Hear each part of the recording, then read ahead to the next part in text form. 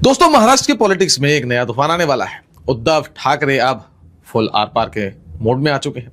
एक तरफ पार्टी टूट चुकी है, 6 लोकसभा एमपी शिंदे कैंप में जा चुके हैं, लेकिन दूसरी तरफ उद्धव ने एक ऐसा मास्टर प्लान बनाया है जिसने पूरी महाराष्ट्र पॉलिटिक्स को हिला दिया है। क्या राम मंदिर के चंदे पर सवाल उठाकर उद्धव ठाकरे ने बीजेपी के सबसे मजबूत किले को ही टारगेट पर ले लिया है? पूरी कहानी आखिर तक देखिए। नमस्कार दोस्तों, मेरा नाम है करण शर्मा और आप लोग देख रहे हैं मेरी नजर से।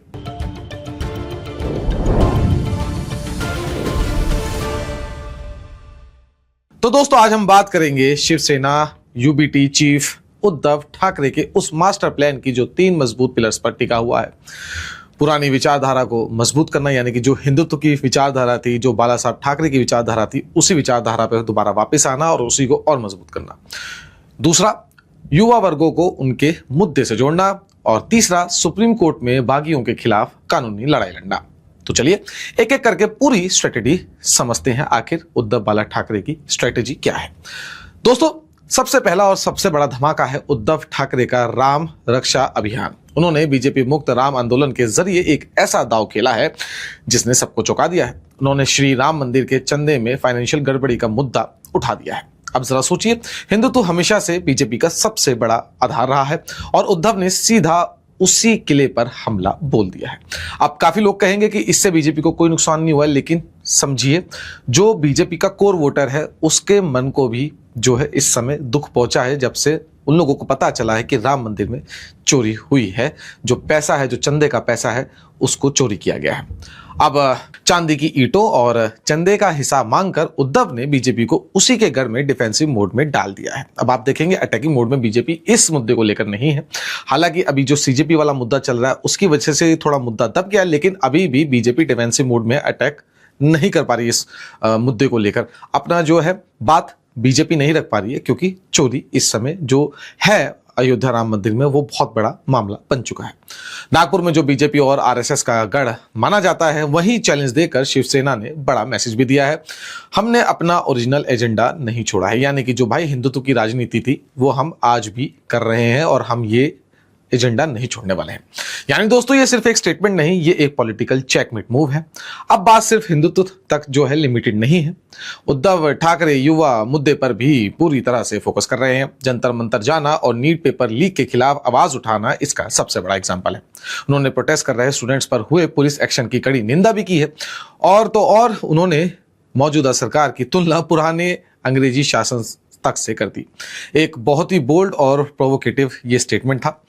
इससे आगे बढ़ते हुए उन्होंने फ्री लीगल हेल्प सेंटर्स भी शुरू कर दिए हैं। यानी एक तरफ हार्डकोर हिंदुत्व का कार्ड, दूसरी तरफ अर्बन और मिडिल क्लास यूथ को साथ लेने की कोशिश।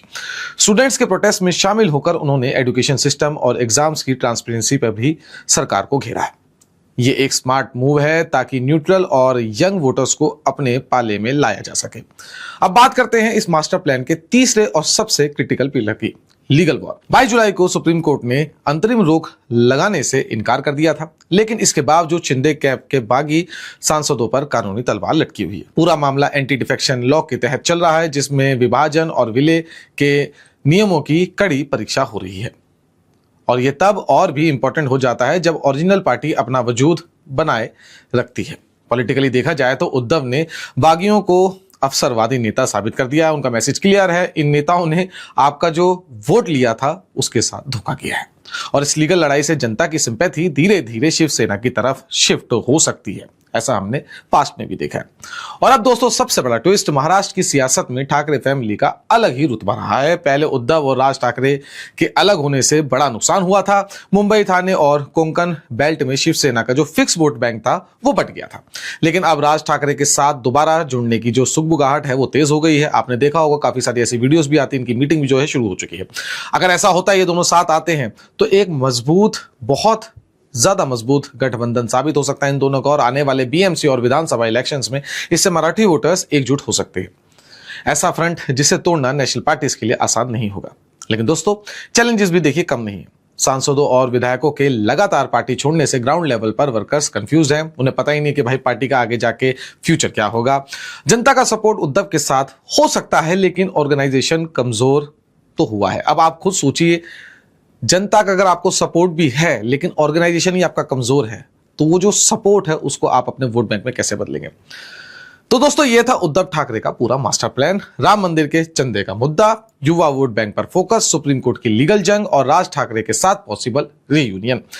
पॉलिटिकल एक्सपर्ट्स के मुताबिक ये एक मुश्किल रास्ता है। हार्डकोर हिंदुत्व का मैसेज देना भी जरूरी है और सेकुलर नेशनलिस्ट एलाइज को नाराज किए बिना बैलेंस बनाना भी जरूरी है। सबसे बड़ा चैलेंज यही होगा कि भाई ये बैलेंस मेंटेन कैसे करें। अब आप ही बताइए, क्या उद्धव ठाकरे अपनी पार्टी को दोबारा खड़ा कर पाएंगे या ये सब सिर्फ एक लास्ट कोशिश है? कमेंट सेक्शन में हमें अपनी राय जरूर बताइएगा। अगर आपको वीडियो पसंद आई है तो लाइक कीजिए, चैनल को सब्सक्राइब करना ना भूलें और बेल आइकन दबाना भी ना भूलें ताकि हर बड़ी पॉलिटिकल खबर सबसे पहले आपको मिल सके। मिलते हैं अगली रिपोर्ट में, अगली वीडियो में। तब तक के लिए जय हिंद।